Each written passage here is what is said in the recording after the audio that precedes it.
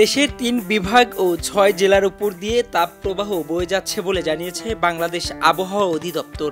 মোট ২৬ জেলায় তাপপ্রবাহ বয়ে যাচ্ছে, যা অব্যাহত থাকবে বলেও জানিয়েছে আবহাওয়া অধিদপ্তর।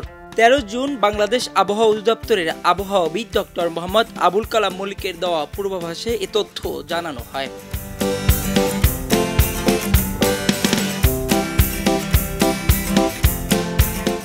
আবহাওয়া অফিস তথ্য অনুসারে আগামীকাল সকাল ৯টার মধ্যে চট্টগ্রাম ও সিলেট বিভাগের বেশ কয়েকটি জায়গায় ও রংপুর, রাজশাহী, ময়মনসিংহ, ঢাকা, খুলনা ও বরিশাল বিভাগের ২-১ জায়গায় অস্থায়ীভাবে দমকা হাওয়া সহ হালকাভাবে মাঝারি ধরনের বজ্রপাত ও বৃষ্টি হতে পারে বলে ধারণা করা হয়েছে।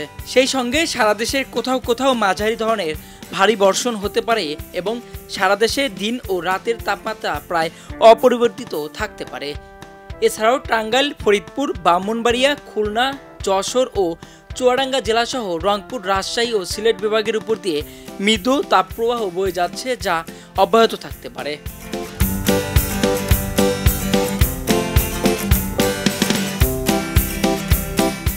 আগামীকাল সকাল ৯টা থেকে পরবর্তী ২৪ ঘন্টায় রংপুর, ময়মনসিংহ, চট্টগ্রাম, সিলেট বিভাগের কিছু কিছু জায়গা এবং রাজশাহী, ঢাকা, খুলনা ও বরিশাল বিভাগের ২-১ জায়গায় অস্থায়ীভাবে দমকা হাওয়া সহ মাঝারি ধরনের বৃষ্টিপাত সহ বজ্রপাত হতে পারে। সেই সঙ্গে সারা দেশের কোথাও কোথাও মাঝারি থেকে ভারী বর্ষণ হতে পারে এবং সারা দেশে দিনের তাপমাত্রা সামান্য হ্রাস পেতে পারে এবং রাতের তাপমাত্রা প্রায় অপরিবর্তিত থাকতে পারে। এছাড়াও আগামী ১৭ জুন ৫ দিনের মধ্যে বজ্রপাতের প্রবণতা অব্যাহত থাকতে পারে বলে জানিয়েছে আবহাওয়া অধিদপ্তর।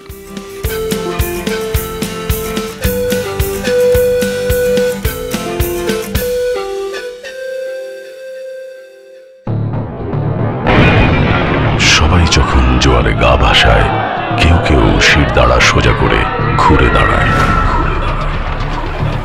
সময় যেখানে প্রতিনিয়ত হার মেনে নিতে শেখায়, কেউ কেউ চ্যালেঞ্জ ছুড়ে দেয়।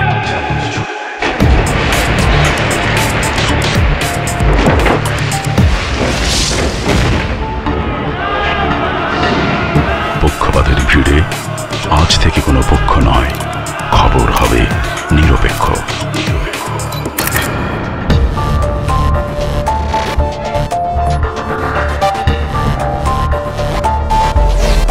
বানোয়াট তথ্যবাদ, খবর হবে নিখাত।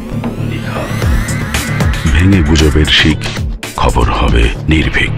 মুক্ত চিন্তার স্বাধীন দৈনিক খবরের কাগজ, এখন খবর হবে নিখাত, নির্ভীক, নিরপেক্ষ।